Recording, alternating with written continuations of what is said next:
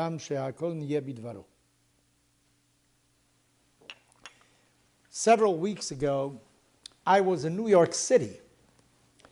And one of my delights in New York City, if I'm there on Shabbat, is to cross Central Park and to go to listen to Rabbi Meir Soloveitchik. He is the senior rabbi of the Spanish-Portuguese synagogue. He is the grandson of Rabbi Aaron Soloveitchik, who was a very famous Rosh Yeshiva in Chicago. And of course, he was also a brother of my own teacher, Rabbi Joseph Dov Halevi Soloveitchik. So that this is an entire family of great Talmudists, great intellects, especially this mayor that I go to listen to now. He's a relatively young man, but he is versed in many, many things, and it was a delight to listen to him.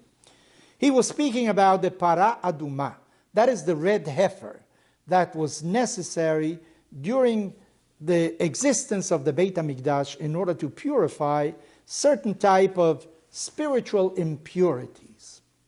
Well, today we are accustomed to putting the emphasis on Shabbat, on kashrut, that is, to rest on the Sabbath day, the types of food we are allowed to eat. But during the existence of the Beit HaMikdash, ritual purity and impurity were of paramount importance. Why? Because access to the Beit HaMikdash and to participate in many of these things depended upon being ritually pure. How does one become impure?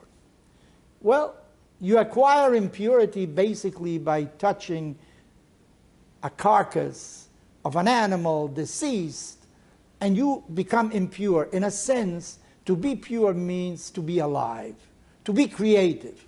To be impure maybe has to do with death.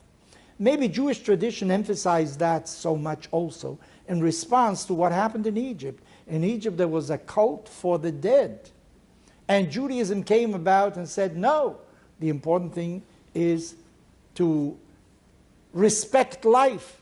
Death is the antithesis of life. It reminds me also of what many Arab leader has said lately. You know, the Jewish people, the Israelis are at a disadvantage. They love life. We love death. In other words, they're willing to kill themselves in order to accomplish a certain political purpose. In any event, let's go back to the para aduma. What was the para aduma? Our Torah teaches us that the greatest tum'ah, the greatest impurity, is to come into contact with a deceased human being. Because the human being is maybe the greatest creation in this world, as far as we are concerned, certainly. This was God's creation in His own image, with intelligence, with creativity, with thinking, with feelings. Not that animals don't have feelings, not that animals don't have intellect, but I don't think it's comparable to what we human beings are. So therefore, to come into contact with a deceased human being, with a corpse of a human being, that is the greatest tum'ah, the greatest impurity one can acquire. While any other impurity you can solve by going into a mikveh, you immerse into a body of water, you come out and you are purified. But in the case of coming into contact with a deceased human being, you needed the ashes of a red heifer that were combined with certain other things, and the Kohen had to sprinkle that combination upon you. Only then did you become purified. You couldn't do it by yourself by going into a mikveh. You needed the cooperation of the Kohen in order to do that. This brings to mind something that Rabbi Soloveitchik, my teacher, once remarked, and he said that in case of tragedy, human tragedy, we really can't face it ourselves. When you come into contact with the body of a deceased, you can't purify yourself by yourself. You need the intervention of some other human being. In other words, we need society. We need somebody else to help us in our tragedy, in facing a great tragedy. I am reminded of Queen Esther when she was about to go and see the king Achashverosh, and she had not been summoned to see him. Entonces she said, Lech kenos et kol haYehudim. Go and gather all the Jews. She needed the support of everybody else for something that was vital. It was life or death. She could have lost her life because she had not been summoned by the king. So Rabbi Soloveitchik says that great tragedies cannot be faced by a human being by himself. He needs support of others. You know, there are great tragedies in the world today. There is the threat of ISIS. There's the threat of terror in many different societies. And I think that as individuals, we cannot face them. We need other people to help us. We have to come together. As a matter of fact, no single country can really face it.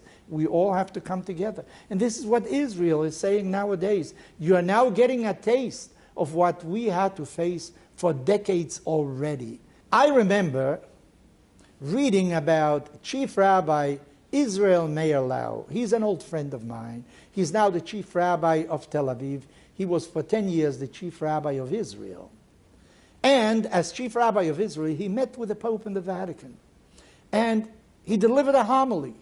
And he said to the Pope, during the time of Noah, when the entire world was destroyed, how is it that species were saved? Well, the Bible says that Noah took into the ark pairs of all the animals. And this is how they survived after the deluge, after the Mabul. So says Rabbi Lau, how is it that ferocious animals that really live by killing other animals at that time didn't do anything? The lamb and the tiger were living together. The lion and the gazelle, they were living in peace. Why is it? Because there was a common danger. Because the entire world was being destroyed, and even animals understood that in case of danger, you have to stay together. So maybe that is a very important lesson for all monotheistic religions, but actually for humanity. When we face a common danger, the only response that we can give is by staying together. And if we stay together, somehow, sooner or later, we will overcome any danger that is lurking in the darkness against us.